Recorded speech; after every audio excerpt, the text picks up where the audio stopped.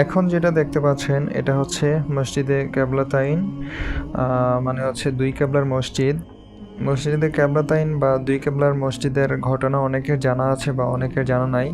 So আমি একটু describe করছি। রাসূল সাল্লাল্লাহু আলাইহি ওয়াসাল্লাম যখন মক্কা থেকে মদিনা আসলেন, সো আগে হচ্ছে নামাজ পড়তেন মসজিদুল আকসার দিকে হয়ে। সো সেটাই ছিল আমাদের প্রথম কিবলা। কিন্তু রাসূল সাল্লাল্লাহু আলাইহি ওয়াসাল্লাম মন পড়েছিল মসজিদুল হারামাইন শরীফাইনের দিকে।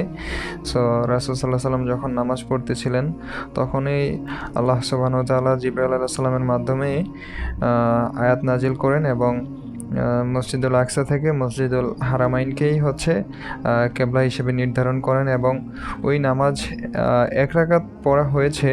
দ্বিতীয় রাকাতেই হচ্ছে রাসূল সাল্লাল্লাহু আলাইহি ওয়াসাল্লামকে জিবরাইল আলাইহিস সালাম মসজিদুল হারামাইনের দিকে ফিরিয়ে দেন। সো এই সেই মসজিদুল কেবলাতাইন। এইখানে হচ্ছে 2 রাকাত নামাজ পড়লে একটি কবুল ওমরার সওয়াব পাওয়া যায়। সো আমরা এখানে আমাদের ব্যাড লাক ছিল, যেতে পারি নাই। কজ ওইখানে হচ্ছে যে পার্কিং এরিয়া ওইটা বন্ধ ছিল। আর আমরা যদি সবাই একসাথে চাইতাম যে আমরা এখানে নেমে যাব, তাহলে নেমে যেতে পারতাম, কিন্তু আমাদের বাঙালিদের তো একটা প্রবলেম, আমাদের ভিতরে ইউনিটি নাই যে এই রাস্তাটা হচ্ছে অফ করা পার্কিং, এই জন্য আমরা যেতে পারি নাই।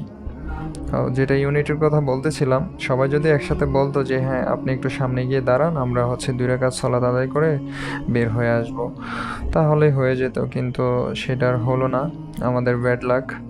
যাই হোক, সব মিলিয়ে আলহামদুলিল্লাহ। আর এই সেই খেজুর, রাসূল সাল্লাল্লাহু আলাইহি ওয়াসাল্লাম নিজ হাতে এই খেজুর গাছ রোপণ করেছিলেন।